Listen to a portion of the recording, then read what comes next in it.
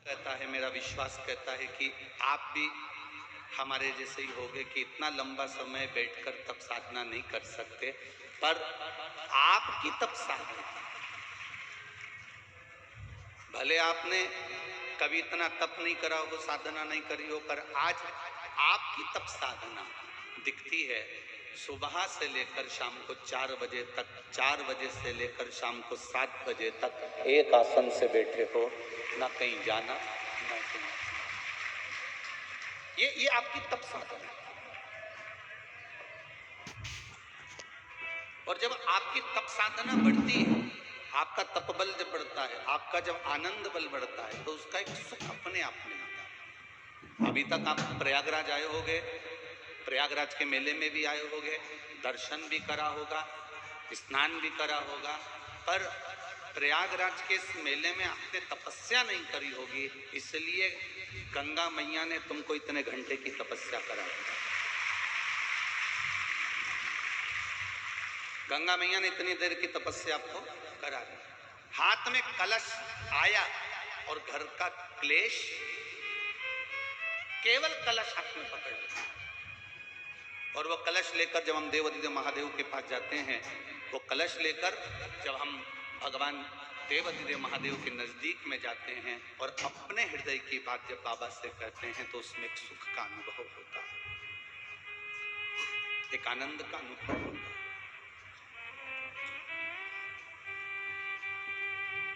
भोले की कथा में हमेशा भोले बनकर जाना, बहुत विद्वान बनकर जाना। ज्यादा ज्ञानवान बनकर जाओगे, विद्वान बनकर जाओगे, तो मेरा भोलेनाथ नहीं मिल पाएगा। एकदम सरल बनकर, सहज।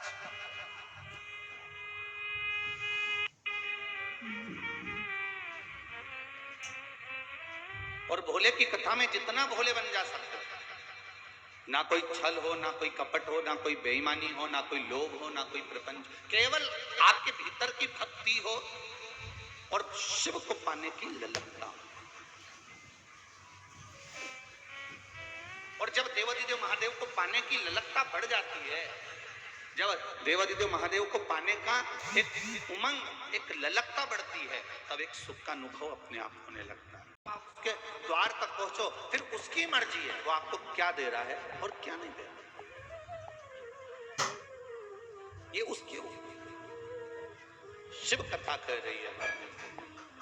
भगवान शंकर का भजन कराए, शिव के द्वार जाना, एकदम भोले मन से जाना, शिव कथा में जाना, एकदम भोले मन से जाना, भगवान शंकर की चौखट पर जाना, एकदम भोले मन से जाना। जब हम एक भोले मन से भगवान के होते हैं, तो भगवान भोलानाथ भी हमारा हो जाता है, फिर हमें भटकना नहीं पड़ता है।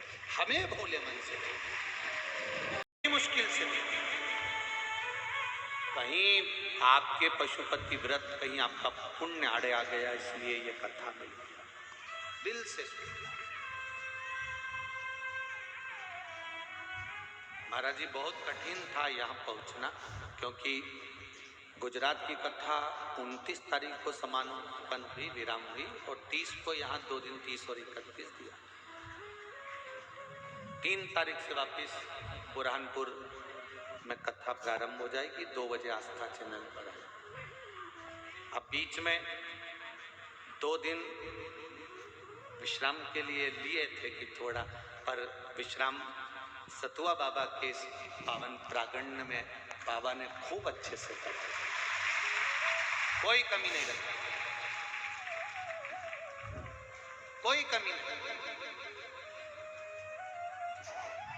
घर के लोग कहे थे कि थोड़ा कम्बल ले जाओ, बिछाने का कुछ लेकर जाओ, प्रयाग मेले में जा रहे हो।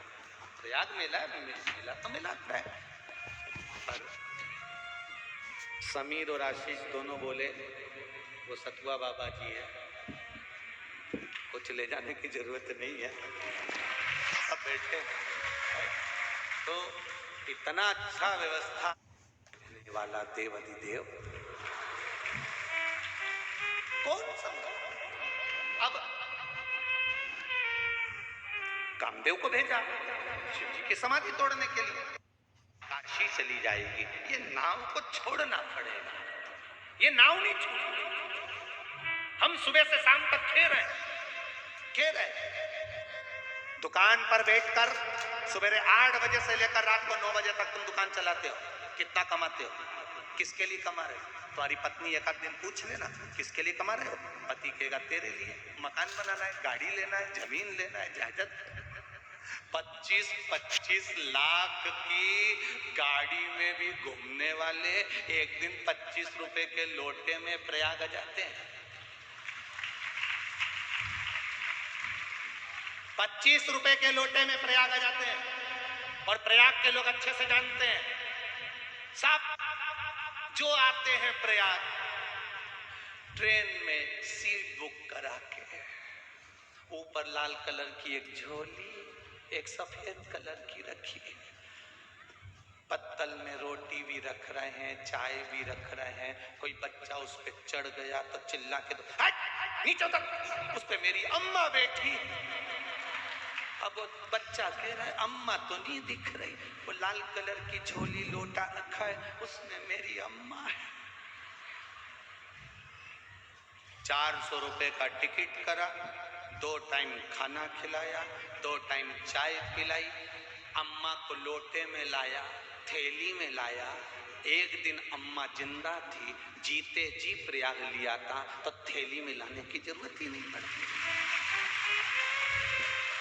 लोटे में लाने की जरूरत नहीं। हमारी अम्मा बैठी है सीट पर, अब रो रहे, आंसू डाटा, और मतलबी रो रहा है। एक ससुर मर गया,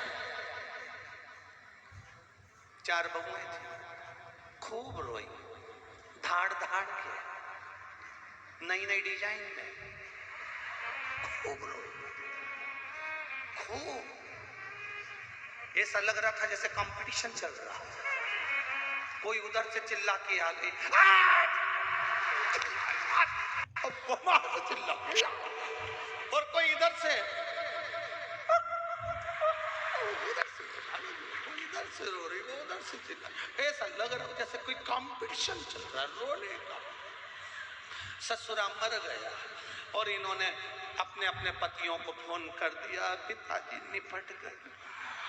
अब चारों बेटे आ गए, बहुएं रो रही थी, पत्नियां रो रही थी। चारों ने पूछा तुम क्यों रो रही हो? तुम तो रोज पिताजी को कोसती थी कि मर जाए तो अच्छा, मर जाए तो अच्छा, फिर क्यों रो रही हो? चारों की चारों रोते हुए बोली तुम्हारे बाप के लिए नहीं रो रहे, तिजोरी की चाबी ना जाने कहां इसे पिताजी के लिए वो चाबी ना जाने का धर गए।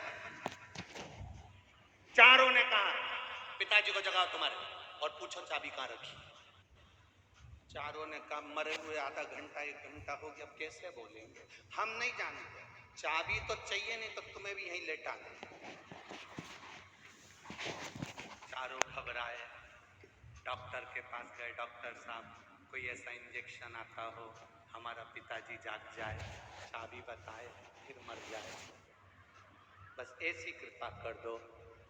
डॉक्टर साहब ने कहा 80,000 का एक इंजेक्शन लगता है, वो इंजेक्शन अंदर जाएगा, पिताजी उठ के बैठेंगे, उतनी देर में पूछ लेना चाबी कहाँ रखी है, नहीं तो फिर वो मर जाए, आप लगा दो इंजेक्शन। डॉक्टर साहब ने कहा लाओ 80,000। बहुओं से कहा अपनी अपनी पत्नियों से दो 20-20 हजार रुपए, उनकी अलमारी में से उन्होंने 20-20 हजार ला के चारों ने इकट्ठे करके दिए। डॉक्टर साहब आए, डॉक्टर साहब ने कहा तुम्हें जो पूछना है पूछ लेना, फिर मर जाएंगे गारंटी नहीं, 1 सेकंड के लिए जागेंगे। चारों बहुएं सामने खड़ी हो गई, डॉक्टर साहब ने इंजेक्शन लगाया, पिताजी उठकर बैठे, बैठते से ही बोले क्यों गाय को पानी नहीं पिलाया? मर गया। 80,000 रुपया। अब तो और धाड़ धाड़ के रोने लगी, और अब डिजाइन में और रोए, और नई डिजाइन में, अब तो ट्रैक्टर जैसी रो रही, अब ट्रैक्टर जैसी।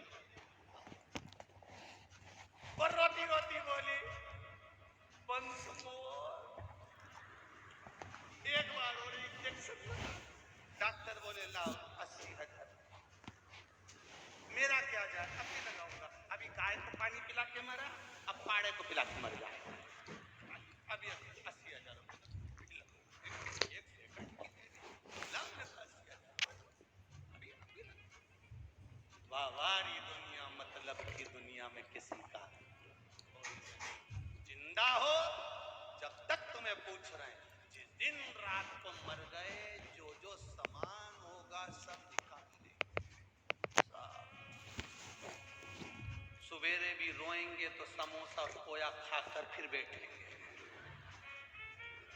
ऐसे रोएंगे ही नहीं, क्योंकि सवेरे इनकी बिना नाश्ते के काम नहीं चलता। अपने अपने पतियों से कह देंगे मेरा बीपी बढ़ रहा है, समोसा ला दो, फिर समोसा लाएंगे, इतना घूंघट डाल के। ऐसा संसार है, अभी संसार में इससे आग लगा। इसलिए भजन करो, कीर्तन करो, स्मरण करो, शिव धाम जाओ, शंकर का गुणगान करो, शिव की भक्ति करो, जितना बन सकता है परमार्थ का कार्य करके अपने जीवन का आनंद पाओ।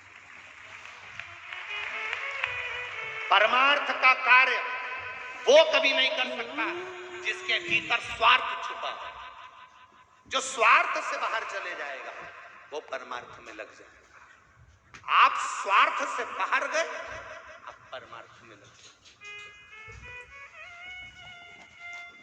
ये प्रयागराज की भूमि है, स्वार्थ से बाहर निकलोगे परमार्थ का आनंद पाओगे। परमार्थ का